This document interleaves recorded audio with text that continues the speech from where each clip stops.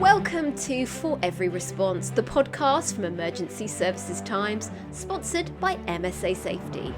In this series, we bring you sessions from the Emergency Services Show and the Emergency Tech Show 2025.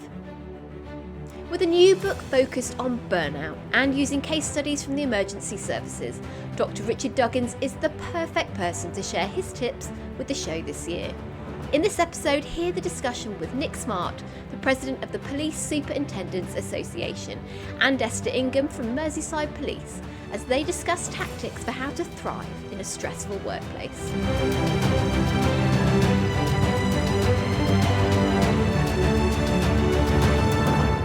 So where I'd like to start the conversation with you, Richard, if I may, could you just perhaps talk about what we mean by burnout, really, to help everyone get on the same page to start with?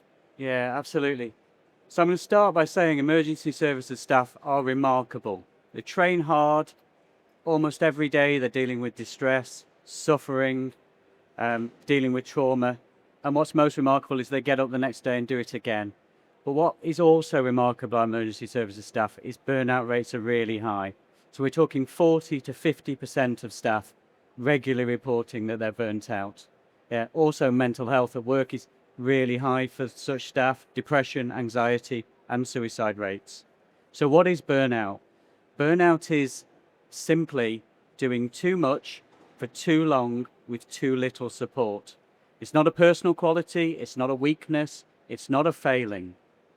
That's simply what burnout is. If you wanted to ask yourself, am I burnt out? Then there's three things to look out for. The first thing is emotional exhaustion. Are you absolutely exhausted at the end of the workday? And then the second thing is, because you're absolutely exhausted, have you become emotionally distanced from your work? Are you more robotic? Are you less caring? Are you more cynical? And then the third thing is, are you losing the joy in your work? And we lose the joy in the work because we become distanced from it. So it's those three things: exhaustion, distancing, and loss of joy. Excellent. Okay.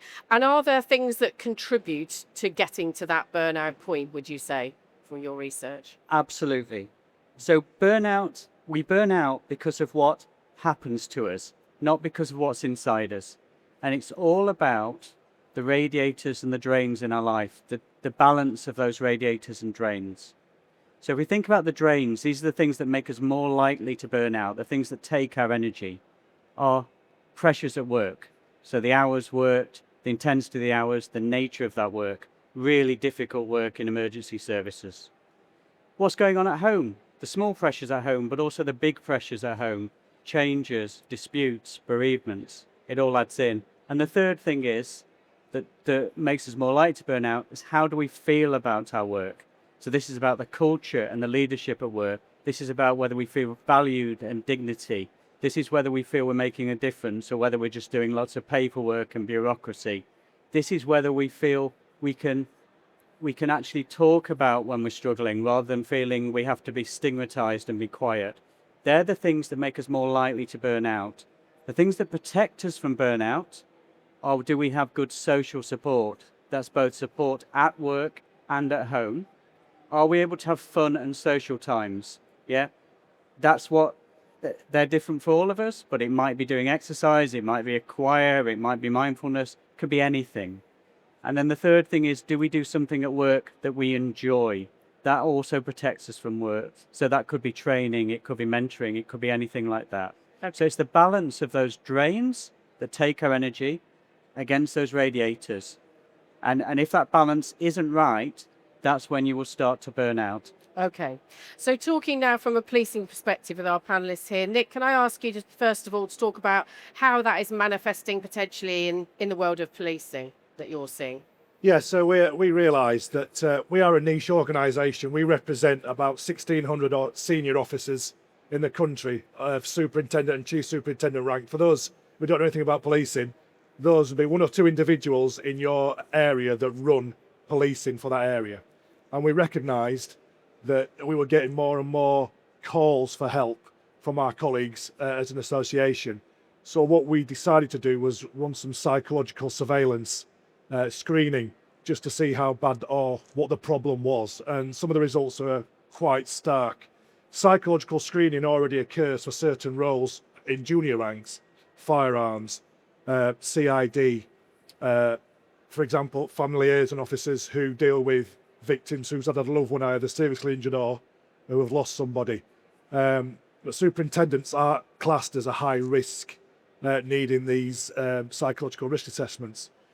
So forces weren't doing it, so we as an association decided to run it ourselves. So we had roughly 500 out of the 1,600 members take part this year in undertaking a psychological risk assessment. And what it showed was that the superintending ranks are a huge outlier in comparison to the benchmark group. We have by far the highest burnout rate. We have by far the highest anxiety rates, which are clinically significant. We have the highest depression rates. We have the highest primary trauma rates of all ranks, and we have the highest secondary trauma rates. Okay. So primary trauma is, accumulation of incidents over time. And when you're a superintendent, roughly you've got 20, 22, 23 years in the job before you get to that rank. So you've accumulated that trauma over that period of time. Secondary trauma is dealing with your staff, dealing with victims, and picking up that additionality. So the report is quite stark. So we've got that information now. It's down as an organisation to ensure that we look after our superintendent ranks, but more importantly is change the culture, because at the moment superintendent ranks are seen as a high risk role. Okay, I'll pause you there for a second. Esther, can I come in from a specific service then? So Merseyside Police, what does the picture look like for you working in a police service then? So we work in a service that's had a really difficult couple of years. We've had some really, really major incidents, and I think I have been very, very grateful that we've had really wonderful senior chief leadership that's really invested in the well-being and the care of the people who work within the organisation. Because of that, we've been able to put in place a really big, quite comprehensive psychological support service that I'm actually genuinely very proud of, that's made quite a big difference to the 7,000 staff and officers that we've got.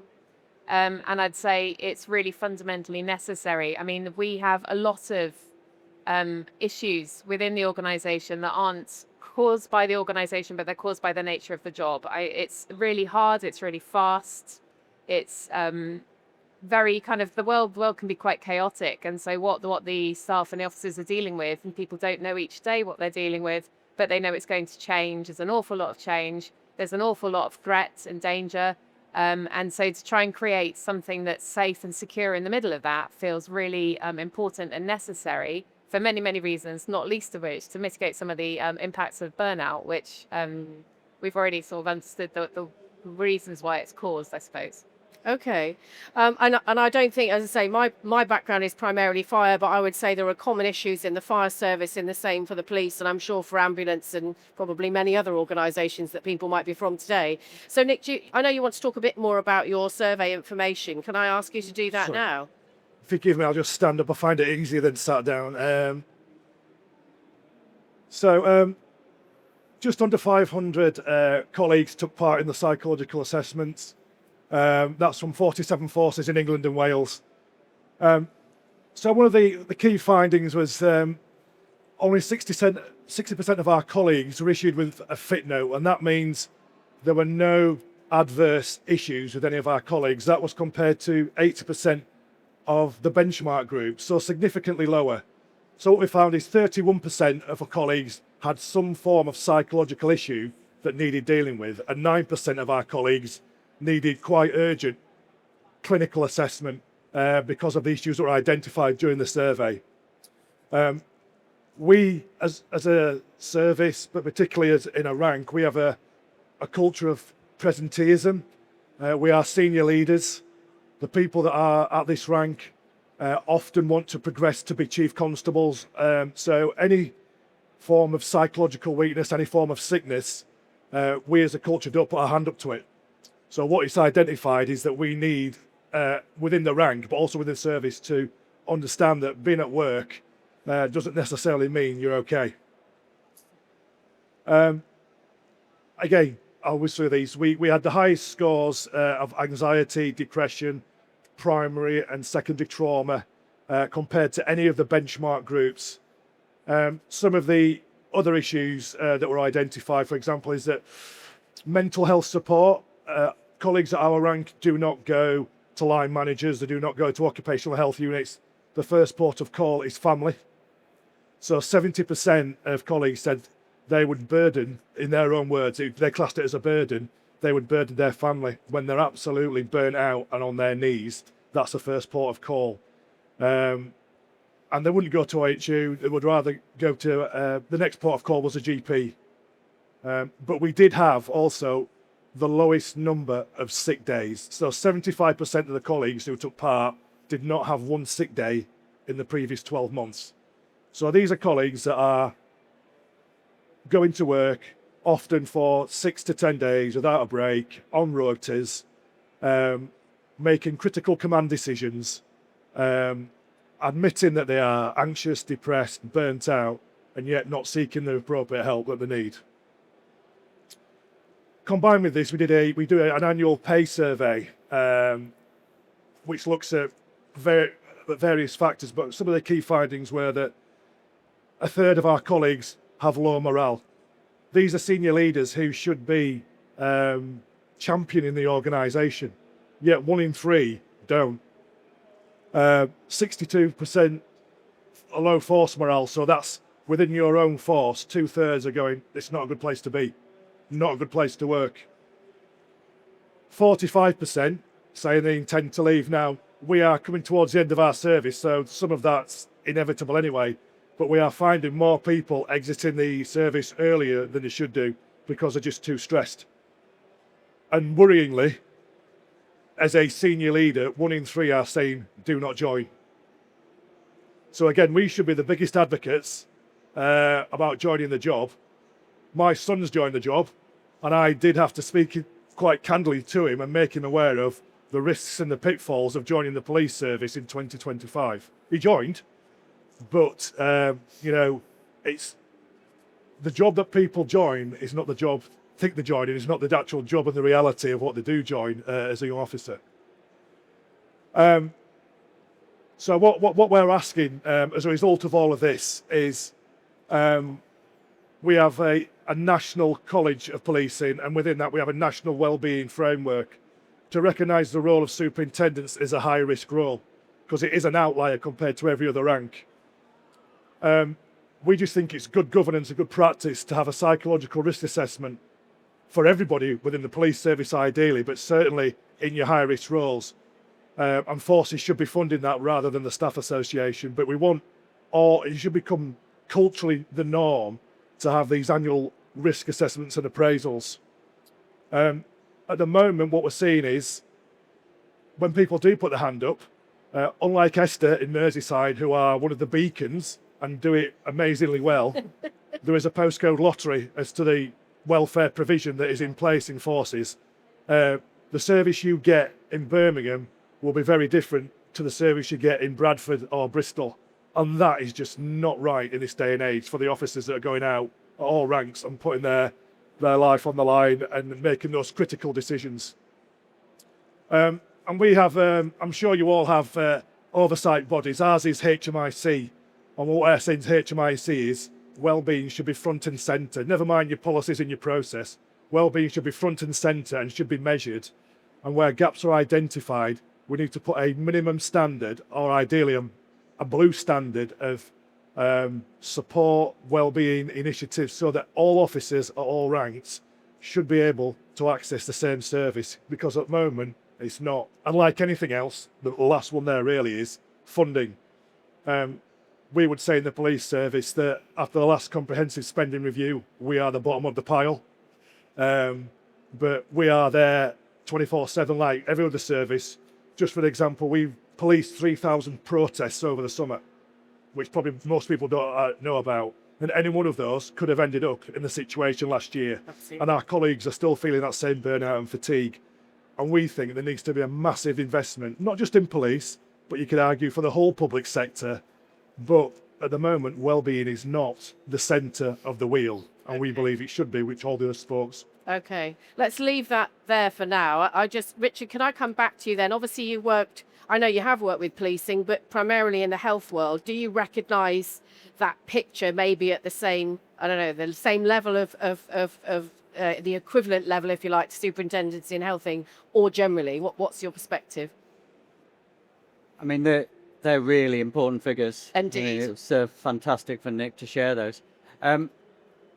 Certainly, police superintendents are under a lot of pressure. I mean, I haven't seen figures quite like that recently, but yeah, I mean, there are similar themes. There are,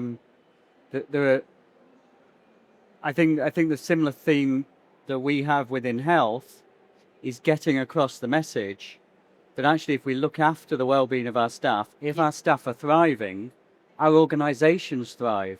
Yes. If our staff are sick, our organisations are sick. Yeah. And it needs to be front and centre. And why senior leaders aren't picking this up is I'm not sure, because if you don't, you've got high staff turnover and all the waste there. Yeah. You've got sickness absence, as we're talking about. You've got morale. You've got engagement. But you've also got presenteeism. Yeah. And presenteeism isn't talked about enough. But this is about, if we're at work and we're not feeling well, how well do we communicate? How well do we work as a team? How well do we make our decisions? These are all safety critical. Yeah. And yet we're not taking account to them. Absolutely, people aren't being enabled to come to work as their best self, in essence. And what I reflect on in terms of the role of superintendents as well, these are people with a lot of responsibility who have got a duty of care to all of those below them, and yet they themselves aren't being cared for, it feels. I don't know. Esther, do you want to have a comment on this at all? Yeah, I think there's something really important in both of these things, which is burnout or not feeling okay, sort of saying I don't feel okay, or I'm at risk of burnout, or on the edge of burnout, or experiencing burnout. I think sometimes the reason why people don't say so, or don't come to OHU or speak to people, is a real fear of being misunderstood as broken or dysfunctional or not fit for purpose. And for me, I think that's a really key part of the service that we've built up. It's absolutely based on trust. Trust and understanding, confidentiality, and also a lot of myth busting. We've really worked hard to normalize discourses around mental health, not just say, I mean, it's important to say it's okay not to be okay, but to go a little bit more into it than that, so that when people are talking, they're actually using the right language in the right way. They're normalizing people's responses to incidents and experience and context. It's kind of inevitable and appropriate to feel distress after something distressing, not to sort of suck it up and move on or pretend everything's okay. And I think this for me is a key part of all of this. That there's historically maybe a cultural fear. I think maybe we're all afraid of being misunderstood as being vulnerable and therefore not functional. And the reality, I think, is, if we can acknowledge that we're human, then we're going to be more functional and actually less vulnerable, probably more strong. And I think that's key part to this. Yeah, I could go on forever. I'll pause. No, that's a really good point as well. And I think, this feels like we're painting quite a bleak picture. But Richard, I know you've been working with many professionals over many years, and I'll mention your book. He has a book, it's worth read. So what can we do as individuals to counter or prevent burnout? Do you want to talk a little bit to that piece, please? Yeah, absolutely. So you've asked me what we can do as individuals. There's things we can do as organisations too. But Absolutely. I'm going to focus on individuals. That would be lovely. Yeah. So I tend to talk. So the people I work with, I work in a similar service to Esther's, but for health and social care staff. And what we see is when people recover, they do 5 things. Those 5 things briefly are that when they address their basic needs. So they take a hard look at how hard they're working, the hours they're working, the intensity they're working, the support they get at work, whether they're taking annual leave, how their shifts are working. They take a hard look at that. And sometimes they have difficult conversations if things have got out of balance. You can't ignore those basic needs. The second thing is they look at decompression activities. So in jobs like ours, stress builds up every day. What are we doing regularly maybe not every day, but every week, to manage that stress? What are those activities that we do? They're different for different people, but they might be exercise, they might be choir, they might be meditation, they might be jam making. I love hearing what people tell me, but do them regularly.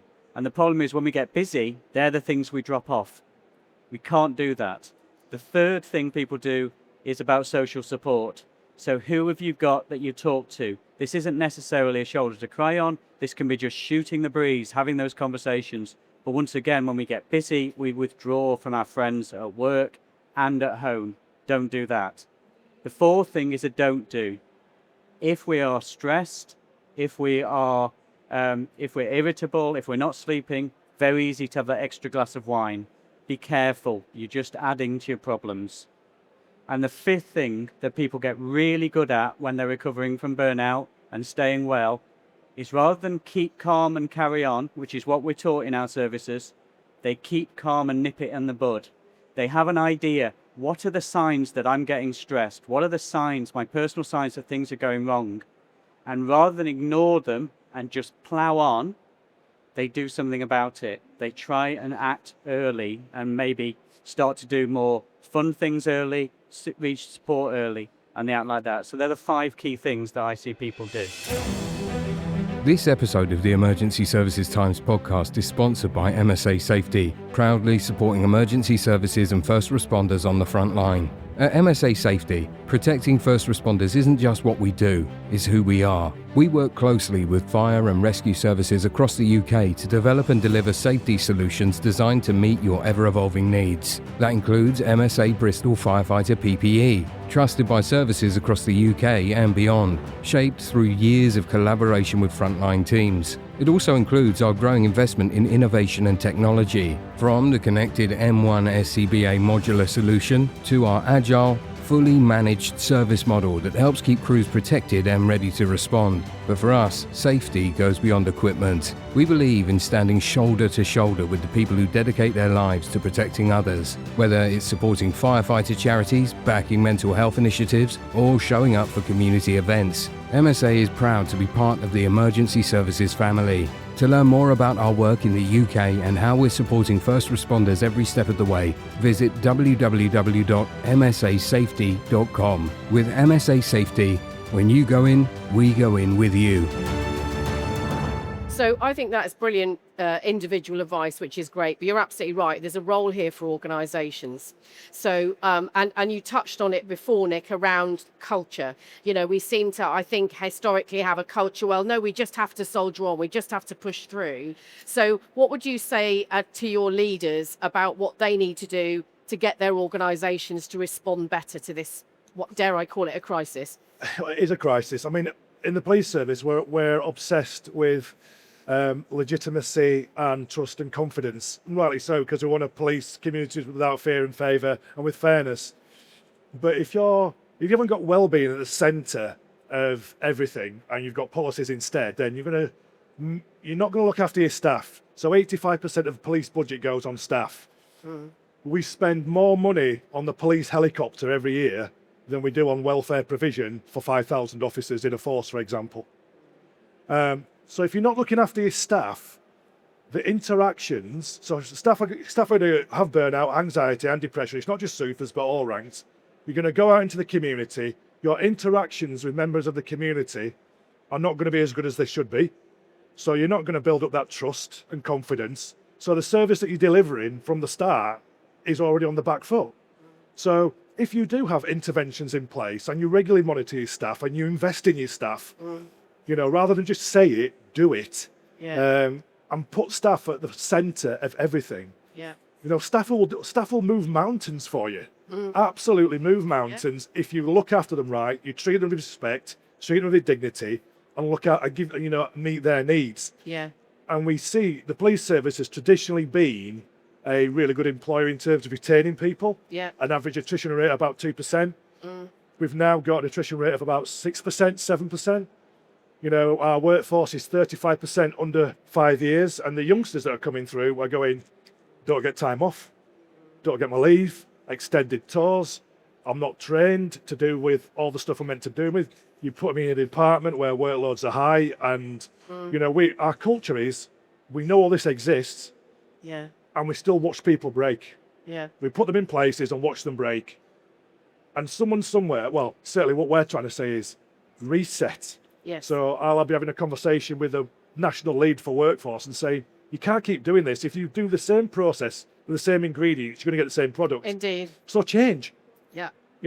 So do something different and innovative. Yeah. Because at the moment, what you're doing is you've got all this money, training, investment in staff that other agencies and other members of the sector Yeah. are picking up. Yeah. And our attrition rate is 6%. So from an economic point of view, it makes no sense. And chiefs rightly are under pressure to deliver budgets, Yeah. but they want that return on investment. Yeah. But it's just common sense. Look after your staff will mean that they are in a better mental space to go out and deliver the service and be advocates for the service Yeah. rather than detractors. It means your interactions with the public are better, so the Yeah. customer experience is better, albeit we accept as a police service we're not going to be nice to everybody, and there's certain jobs that no matter what we do, you're not going to please people. Yeah. But that's the way to improve trust and confidence, is invest in your staff. Yeah. Because if you've got a policy, great, but if you've not got staff there to deliver it, and when people do have the need, the welfare need, employ people like Esther, proper professionals. I'm not saying all forces don't have them, but empower them, let them design it, listen to the staff, what they need and want, and then the staff will go to it. We have employee assistance programs that cost millions that nobody uses. Yeah. That money could be reinvested far more smartly in Okay. other welfare projects where you've got these experts that people will actually go to, and you monitor, you maintain, you keep fit and healthy, you have the interventions, and they're doing the job, and then they will buy back into the organisation. When you are off sick Okay. and you're left, you feel betrayed, and it's difficult to come back. Absolutely. Absolutely. Betrayal is an interesting word there. Richard, I just want to, before today, I know we've had many conversations. I want to say the word resilience to you, and resilience training in specifically. Do you want to talk a little bit about perhaps the mistakes some organisations make in this area around that? I'd love to, Thank yes. So the R word, resilience, I think among emergency services staff has become a hated word, and rightly so. Rightly so. So resilience can send the message that the organisation can treat you in any way you want, and you've got to suck it up. You've got to put up with it. And if you are starting to get stressed or burnt out, it's a weakness. It's your fault. Resilience, and I think resilience training, if not done skillfully, is victim blaming. I really hate it. But if we talk about resilience as a property of the system, if we talk about resilience as resilience is what happens between people rather than within people, then resilience makes sense. So resilience is about how your teams work, how your organizations support you, how the leaders support you, the culture of the organization, exactly the sort of thing that Nick's talking about. If we think of resilient organizations, it makes sense. If you think about resilient individuals, it's worse than useless. And Esther, if I go back to what organisations can do to help, what are the sort of things? Clearly, it sounds like you're doing a lot to help your people. So do you want to talk a little bit about that? Yeah, so I think with both of these points, one of the key things I believe is that organisations, any organisation I've ever come across, not necessarily just emergency services, really misunderstand how and when to use occupational health. They tend to use it like an AA truck after you've broken down. When really, you mentioned the helicopter, I sort of think that my service is like vehicle fleet, except it's people fleet. We're maintaining and we're keeping things well, and we're filling up the water and all the things that I forget to do in my car. We're doing all of that and doing all of this stuff upstream, like before anything goes wrong, is the most important bit. I've spent too long sitting with people who are really, really not okay.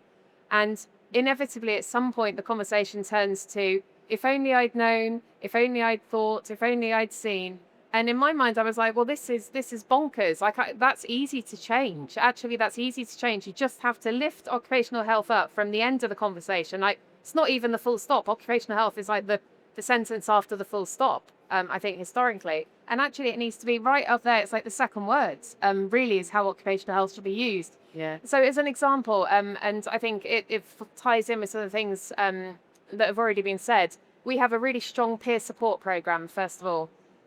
So, we have upwards around 300 people so far in our peer support program. And what we've done with our peer support program is we've located it within occupational health. We call it the long arm of occupational health. And it becomes like a web of people who are all talking the same language, all giving the same message, and all supporting each other, but held clinically, not held by somebody who actually might be a very big risk of burnout, who's just taken all the way to the world and trying to do something because they haven't got a peer support program.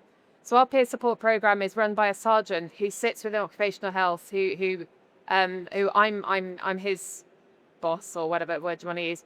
And he coordinates all the peer supporters. They come and they have a 2-day training. What is it to be a peer supporter? The boundaries of peer support. But then they also have an upfront full day of training with me, talking about understanding the signs and symptoms of trauma and burnout and compassion fatigue. And we talk about anxiety. We talk about low mood. We also talk about what happens when people are under investigation. That's a big one for us in terms of mental health issues. And they're upskilled, and it's a workshop. It's not a lecture. So people bring their questions, they bring their lived experience, and they somehow have more knowledge then, and they can go and take that out. We also do regular sessions for any of our peer supporters, little bite-sized sort of half-hour things. We talk about, well, anything really that any one of my team wants to sort of share a bit of information about. Then we say we'll put on a little workshop, and people can come and they can get a bit more information. For me, that helps destigmatize mental health issues within the organisation. Any of us will struggle at any point. It's not an us and them thing at all. It helps spread out the conversation. It helps get rid of all of this feeling of vulnerability, us and them. There's no us and them, and there's no well and poorly. As far as I'm concerned, it's on a scale. It's not well and then a big gap and then poorly. It happens incrementally. So the peer support program is a really important thing for us. Our self-referral service is self-referral. So I think we've had mentioned before, going to somebody else above us and say, actually, I'm not okay, is really, really hard to do. And frankly, I built the service on something that I would access, and I don't think I would do it. So I've made it self-referral, so people can refer themselves, and then nobody needs to know apart from the right people, and we can help keep people well. And then we have a variety of things. I could talk a long time, but the other thing that I think is relevant is we have a peer support, not a peer support, well, we do have peer support, but it's high-risk roles program. We purposefully call ours a high-risk roles support program, and we actively don't use surveillance or screening. That's because when we've spoken to people, and I'm sort of inclined to agree myself as well, I don't really want to be surveyed and I don't really want to be screened, but I'm really happy to be supported. So we call it the High Risk Role Support Program.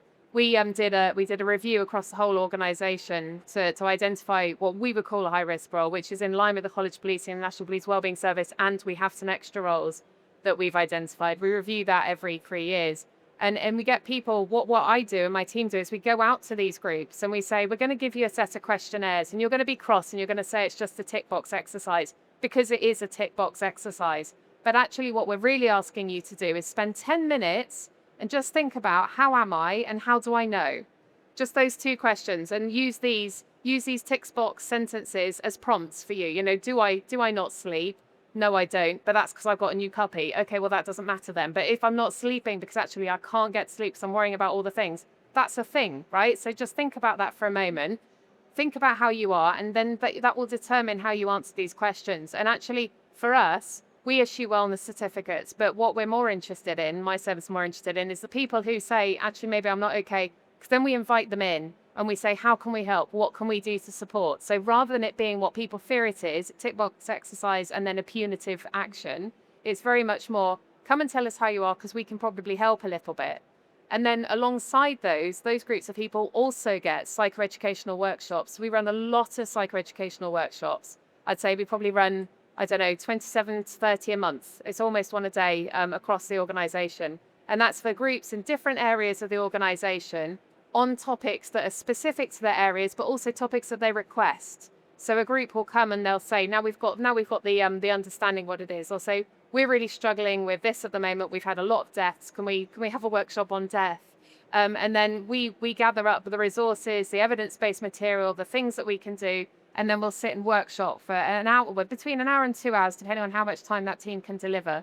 And we'll work with them on that. And that also builds the relationship with us. They know that we're, this is a quote, vaguely human. And then they'll come to us when they need something. They're more likely to fill in the questionnaires, and they're more likely to put in the referrals. And somehow then the conversation tumbles. And we're accessing people and engaging with people right up here rather than downstream. And to make sure we're really up here, we do 6 2-hour inputs for all new recruits before they do anything else. And we actually do inputs for the cadets and the specials, so people who are alongside the organisation. We do inputs for them as well. So we're really trying to give people the knowledge. How am I? How do I know? What do I need to think about? What are the things that might affect me long before anything even happens? Because then they're skilled for themselves. We all want to look after ourselves. We want to have a sense of agency. So here's the knowledge. Here's what you need. And we're here when it goes wrong, because at some point we'll all struggle. Excellent. Thank you. That was an amazing summary of a lot of work, I think.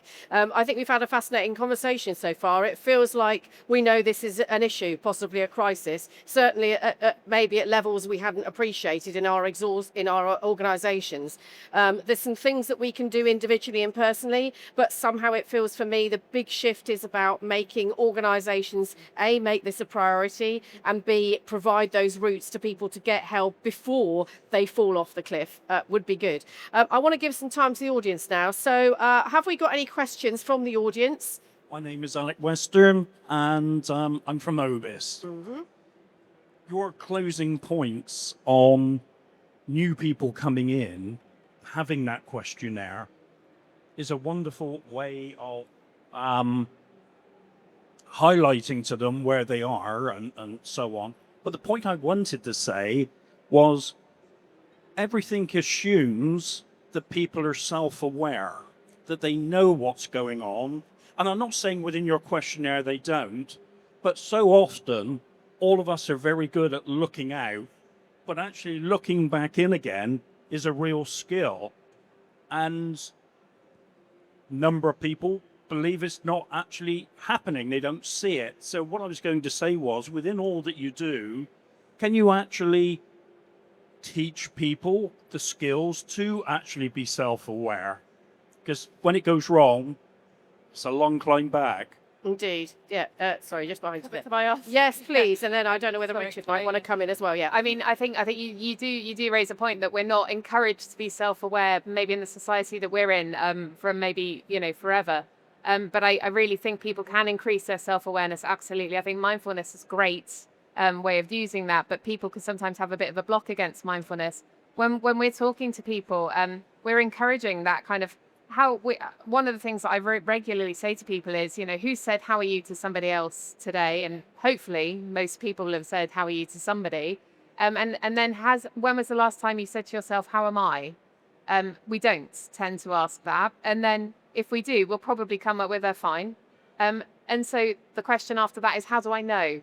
How am I and how do I know? And just that is, it's a confusing question. It's almost a stupid question, but it kind of asks lots of things like, how am I? And what does that mean? And how do I know I'm okay or I'm sad? And it just sort of opens up a little door, a curious door, and not a kind of focused, stern door, but just a curious, how am I and how do I know? And I feel that when you approach things a little bit lightly with humor, even if they're very, very seriously, people are a little bit more able to engage. Gentle, humorous encouragement is much easier to engage with than stern, how are you? How am I? And there might be something wrong. That feels scary, right? So curious, how do I know how I am? I think is a one. Thank you. Thank you very much. Richard, do you want to go? I just like to say that rather than put it on the individual, I like to say, are our teams self-aware? Are we looking after each other? Are we asking our colleagues, how are you? Are we talking to each other about the fact that our jobs are hard, that stress is common, that burnout is common? And are we looking out for it? Are we listening to each other? And are we able to link people to the support they need? So I would say that it's our teams really have that responsibility. And that's a cultural thing that perhaps we need to change. And the leaders have that responsibility too. Okay. Did you want to add anything to that? Yeah, well, I would say that I think certainly the new joiners are more self-aware about their welfare and needs, and certainly I am, as a different generation. So that when things aren't right, I think they're far more likely to put their hand up than people who have been in the organisation for a number of years. And the fact that, Yeah. they join the organisation full of vim and vigour and motivation, and the biggest number of, or the cohort that are leaving the organisation the most are the youngest ones. So we managed to get them when they're motivated, managed to demotivate them within 3 or 4 years, and then they leave the organisation. And then we won't wonder about loss of money, return on investment. Yes. They will put their hands up. The older people from a different generation within the service, I think, are less likely. But it's about leadership, Yeah. and it comes from the very, very top. Yeah. And, chief constables saying, I am bought into well-being, not just saying it, but actually living it. Yeah. Because once chiefs do it, then everybody else will do it.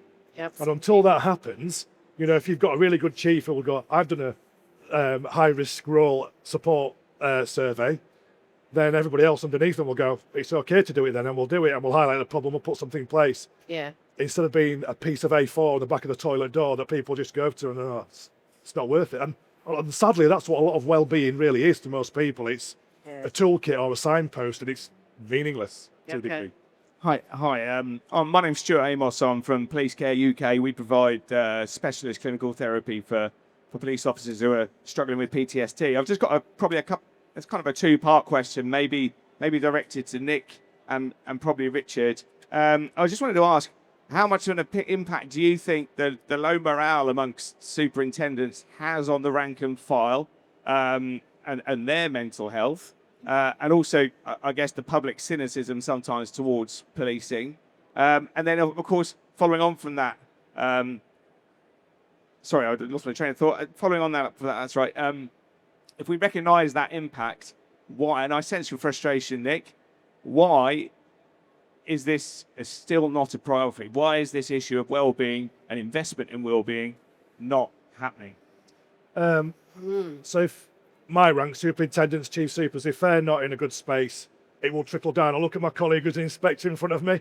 If I'm in a bad mood or I've got some stuff going on, do you think your interaction with me is going to be really, really positive if I'm not in that rate? You'll be professional, of course, but everybody's got to be in the right headspace, and physically and mentally. And unfortunately, we're not. So yes, there will be adverse and a knock-on effect if senior leaders are not putting their hands up when they need support, because it will manifest in behaviours. It's as simple as that. Yeah. Sorry, what was the second part of the question? If we recognise the impact this has, and Richard's spoken very eloquently about the impact, why is it, the people higher than you potentially, why aren't they making this a priority? Because so chief constables are very, very bright people. They have immense responsibility, limited budgets, but culturally, we don't put well-being high enough on the list. It should be number one, and we don't have a culture of preventing people breaking. We watch them break, and then go, okay, we put them in a role. We know they're going to break. It's inevitable they're going to break. We don't put interventions in place. We don't have services like Esther's for all 43 forces. Merseyside and Humberside, particularly shining beacons. So if you're in those two forces, fantastic. We've got Oscar Kilo, who are our wellbeing bodies that has a framework. Not all forces sign up to that. Not all forces deliver that.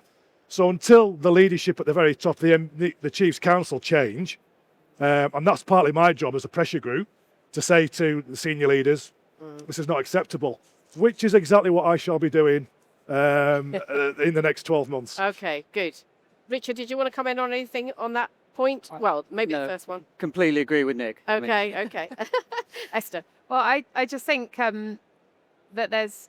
Is my voice gone funny? No, I think we're okay. Yeah, we're okay. Yeah. I think there's the why. Why is that not happening? I think that there's a big leap of faith that has to be taken.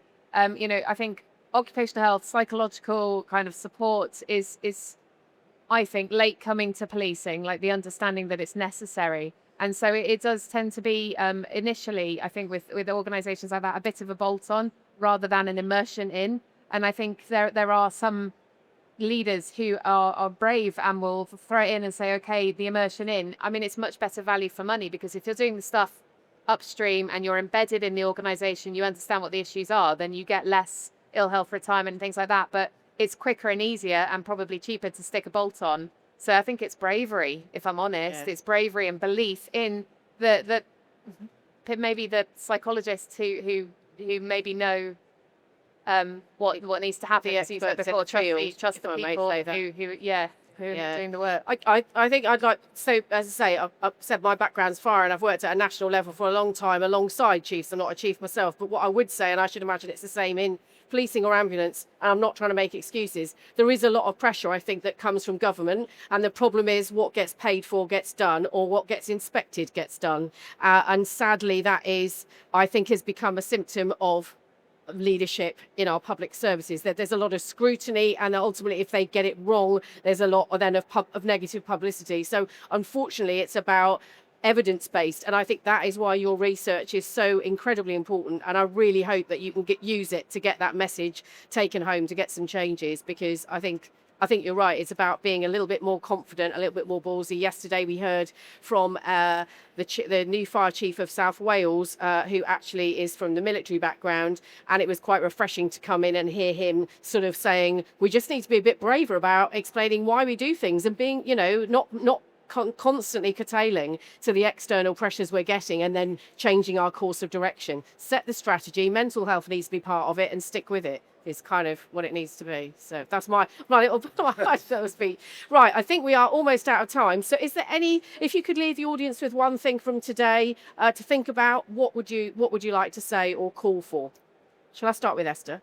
Oh, sorry. Well, I mean, I would put occupational health first. I mean, just put it in the right place, quite simply. I think if you've got an occupational health with professionals in there, I've yet to meet an occupational health professional or a mental health professional who's working in policing, because they're the only ones I know, who isn't passionate about trying to get the message out there and do more. And we want to do it, and we know that we need to be up front. We know we need to be not at the end of the sentence. And I think if anybody can do anything, is bring us forward, bring us much further forward. Okay, great. Richard? I'm going to say two things, one about the individual, one about the organisation. If you're struggling, or you've got a colleague who's struggling, do reach out for help, and do it straight away. Do it early. And because the outcomes of people who don't come for help within our sector are really, really, really good. So you'll get well. So just do it.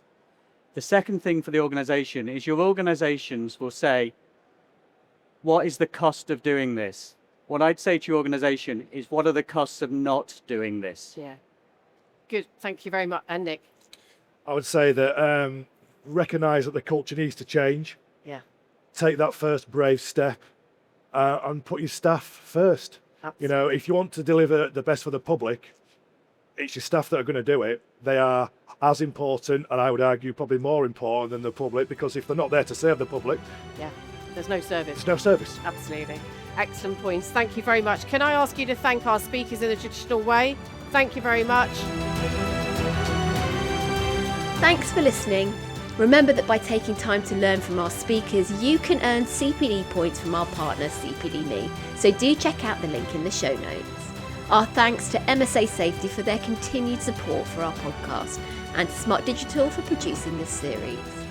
If you enjoyed this episode, be sure to subscribe to For Every Response, the podcast from Emergency Services Times.